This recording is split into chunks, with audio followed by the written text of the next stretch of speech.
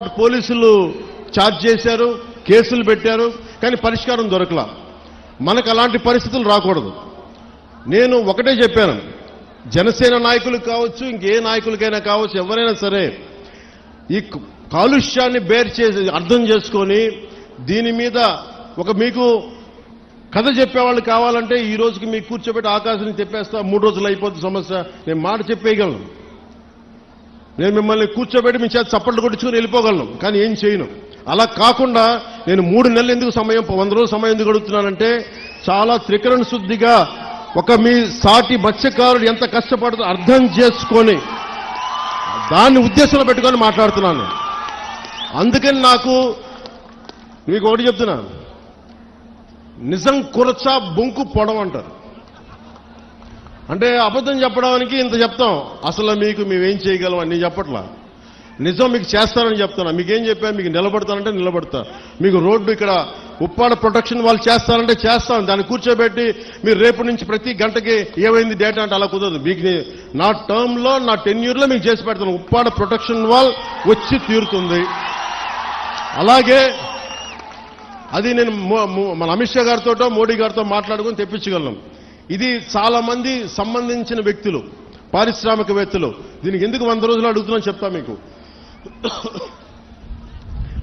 అన్ని నా చేతుల్లో లేవు. ఇండస్ట్రీస్ మినిస్టర్తో మాట్లాడాలి, ఫిషరీస్ మినిస్టర్తో మాట్లాడాలి, అలాగే కూర్చోబెట్టి మనకి ఏవైతే ఈ షిప్పింగ్ ఇండస్ట్రీ వాళ్ళతో మాట్లాడాలి.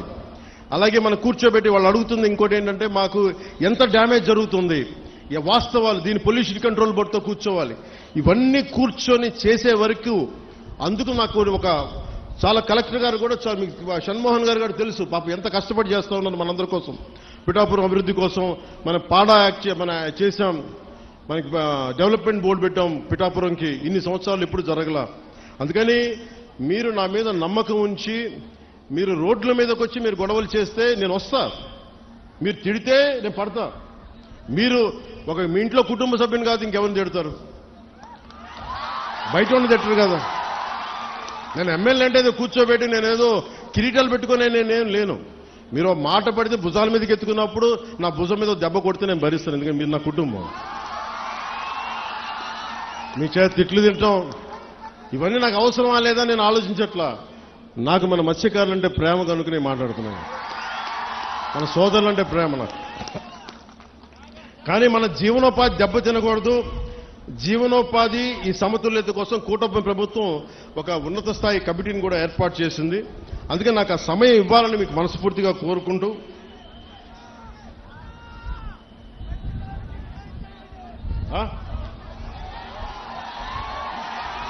ఒక్క నిమిషం మీరు ఒక్కళ్ళే మాట్లాడండి.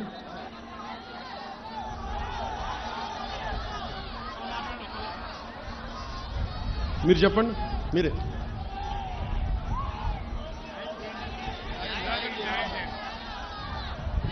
న్యాయం చేయకపోతే ఇంత పెద్ద మీటింగ్ పెడతాం, న్యాయం చేయడానికే కదా ఇక్కడికి వచ్చింది.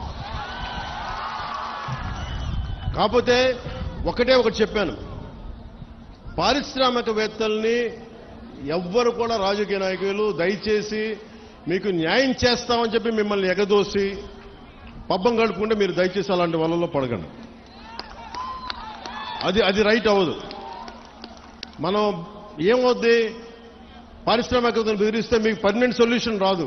మీ అందరికీ తల 10,000 25,000 పడేసి నాయకుల కింద ఇచ్చేసి చేతులు దులుపుకుని వెళ్ళిపోతాను. నేను అలాంటి చేయడానికి రాలా, అలాంటి నేను చేయను.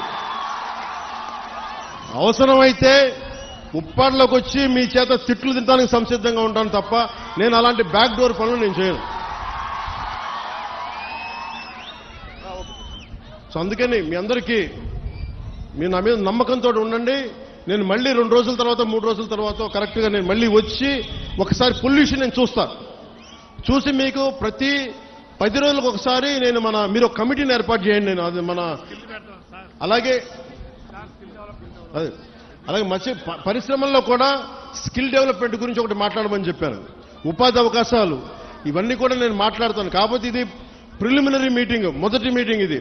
నేను ఇక్కడికి వచ్చింది, మీరు భయపడకండి, మీ సమస్యని సంపూర్ణంగా అర్థం చేసుకున్నాం. ఒక డిప్యూటీ సీఎంగా కాదు, ఎమ్మెల్యేగా కాదు, మీలో ఒకటిగా నేను ఉన్నాను అని చెప్పడానికి వచ్చాను ఇక్కడికి.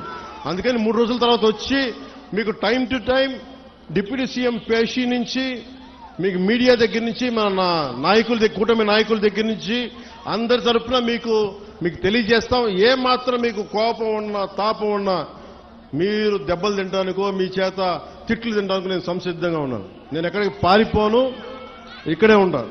ఇది మన నేల, ఇది మన ఊరిది, మనం ఎక్కడికి పారిపో, ఇక్కడే ఉంటాం. సో మనస్ఫూర్తిగా మీ అందరికీ ఈ భరోసాతోటి మీరు నాకు ఒక 3 నెలలు సమయం ఇవ్వండి. మళ్ళీ 10 రోజులు ఇంకొక